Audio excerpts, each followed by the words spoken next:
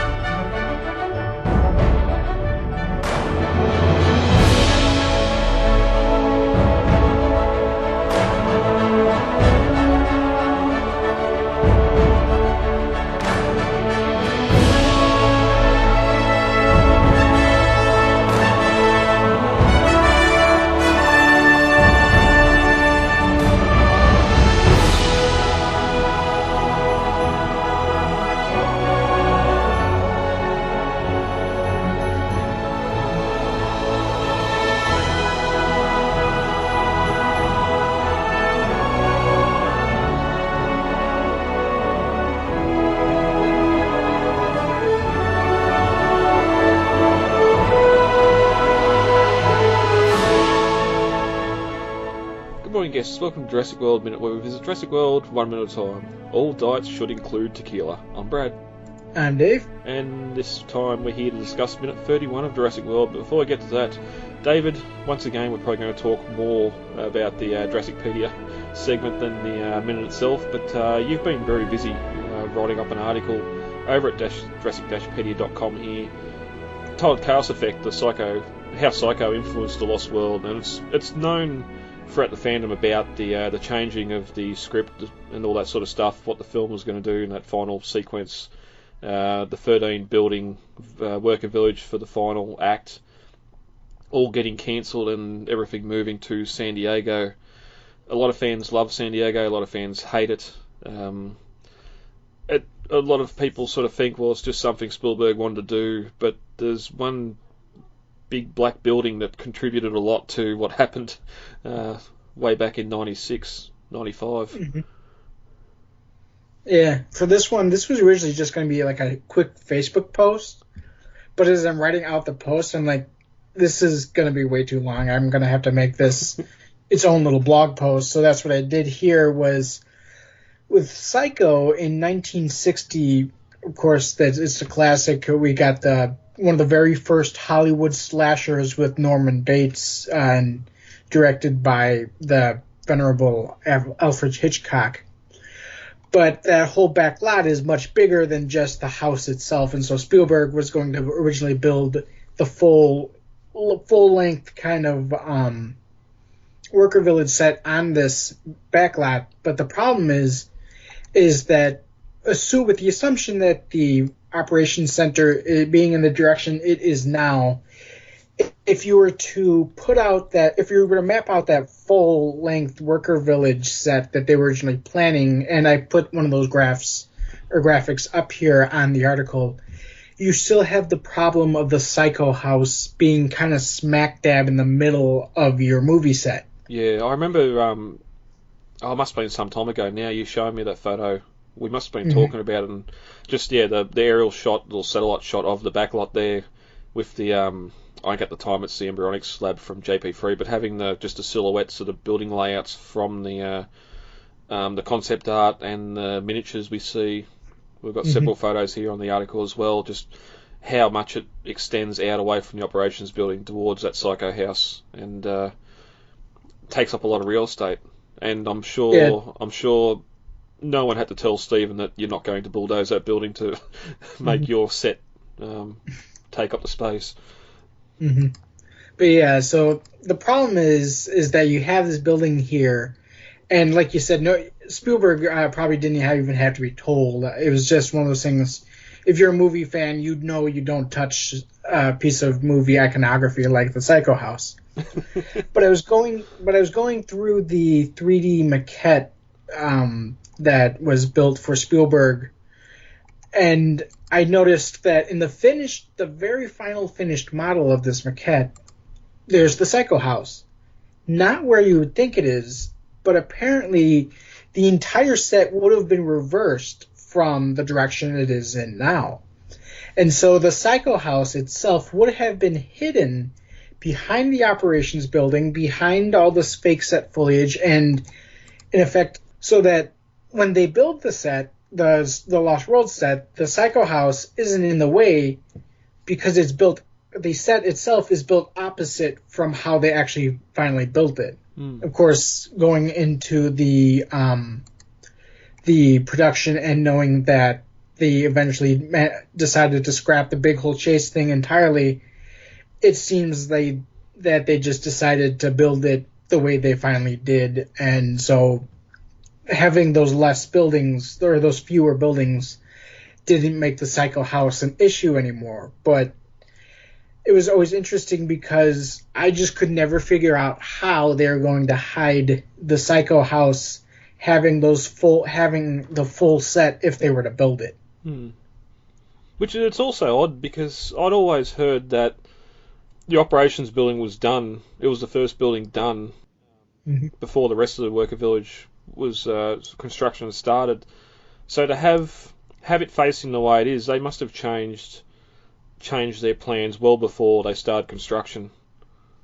And that's true, and that's something I point out in this article as well, because in the Return to Jurassic documentary that was first introduced for the 2011 Blu-ray release, they're talking to the directors and the actors and everybody who's still involved, and Spielberg said that they were about midway through construction of the first half of the worker village when he made the decision and called the contractor and said, don't bother building the rest, we decided to go with a different direction. But like you said, they must have had to have made that decision already when they started construction, because looking at the history of the construction, they had already started digging the pit and building the operations center, and or in the direction that it finally is in. So they couldn't have already constructed the operations center and then made the decision. Yep. But it could quite easily have been reversed like that. All the shots we get in the final film, fair enough, that whole end sequence was going to have people running across rooftops and that, but if you framed it right and didn't have weren't looking back towards the ops building, you wouldn't see the Psycho House over the top of it anyway. Even in the final film, we get all the stuff sort of low down, street level, looking up at it. Nick's yelling out to Ian that to run, and the helicopter coming in, taking off. All from ground level. Again, because there's a neighbourhood behind the backlot there anyway, so you want to stay down low and let the trees block a lot of that stuff. But you could have easily hidden the Psycho House behind it. Also, even just a decision to have it sort of extend straight out from the operations building. There's plenty of space around behind the gas station that way you could have made it a little bit more spread out.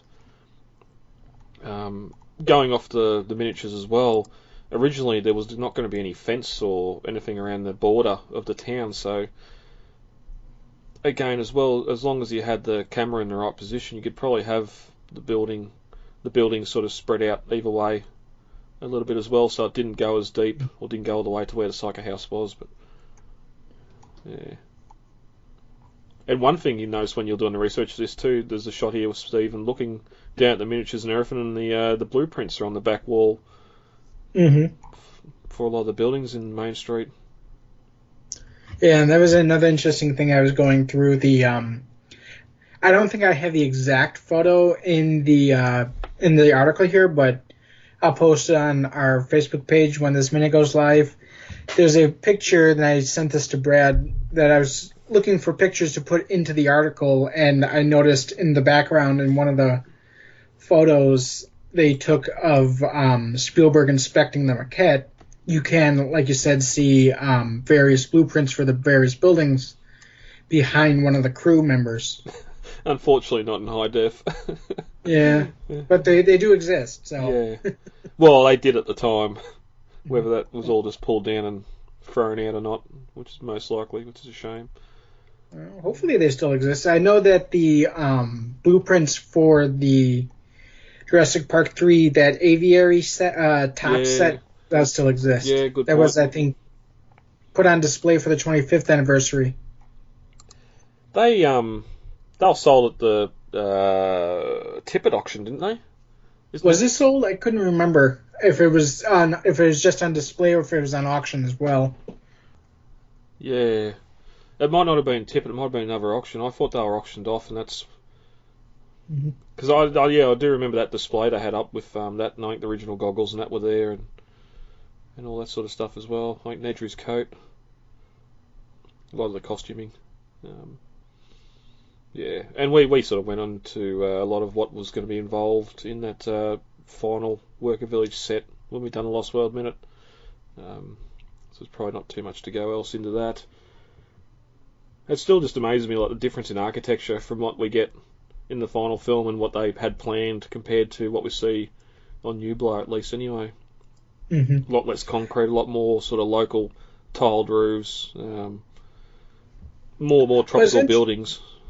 It's interesting because it seems to be a mix. I mean, like, for example, the final operations building has the exact same door construction as the doors to the worker village. It has that egg shape on the door, and the building itself has that trapezoidal style shape to it, like a lot of the buildings on Isla Nublar. But like you said, they also went and did a lot of kind of more Central American construction with, for example, the tile roofing and stuff. Yeah, which is odd. Like, even the operations building just having those big glass windows across the entire front of it, instead of having sort of louvers or open bifold windows or something, just let the breeze blow for because during summer and humidity that joint would be hot. Also, too, and I wanted to talk about this when we get to the September issue of Jurassic Minutes, but you found a CNN marketing report, one of the news stories there on YouTube, another great behind-the-scenes look at the worker village in the plane of day as they're marketing, interviewing Jeff Goldblum and Vanessa Chester and that on site, and just how much the colours change.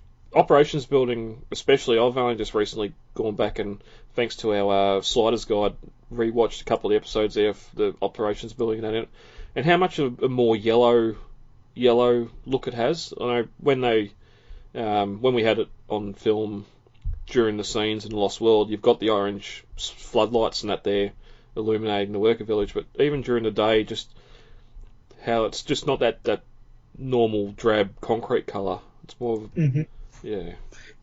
Yeah, it's interesting because the worker village, it was always meant to be filmed at night, but at the same time, they really still go all out on it. I mean, they still go all out to do a realistic paint job, to do realistic kind of outer construction, and it's amazing that they went and did this even though you never even see 90% of these details on screen. Yeah, well, yeah, we discussed that again during those minutes in the Lost World, and just how even that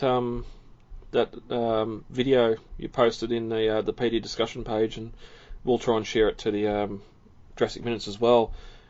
Just in daytime, just the moss on the kiln house and the kiln shed and the boarding house, and we sort of talked during Sliders just how much the windows on the boarding house were all fogged up and mouldy, and just all the detail for stuff that we're never going to see on film in the Lost World. But I've posted up the YouTube video. I couldn't find the Podbean episode. Yeah, this one, the video itself was actually found and posted on the YouTube by Jurassic Park 4.4 the account on YouTube. That explains the watermark on it, because I was thinking, why would they have 4.4 on it back in 96 or 97? No, yeah, it was another fan who found it. I just distributed it. Yeah, and the video quality on it's a little bit better than that other one that you had with interviewing Owen in front of the waterfall and Sarah in front of the all the stuff in the background, which I still think's inside the operations building, and that original InGen logo on everything there, which just takes me straight back to that stainless box we've seen that they posted. The embryo box, the old school InGen logo. But anyway, that's enough on the Psycho House and how it influenced the Lost World. Head over to Jurassic-Pedia.com. It's a great read, and a little bit of history there as to why, in the long run, we're never going to get the full-size worker village in the film. Mm-hmm. You just went and made a new dinosaur? Yeah, it's kind of what we do here. The exhibit opens to the public in 3 weeks. Mr. Mizrani wanted me to consult with you. You want to consult here or in my bungalow? Alright, Dave, ready to briefly discuss minute 31? Sure.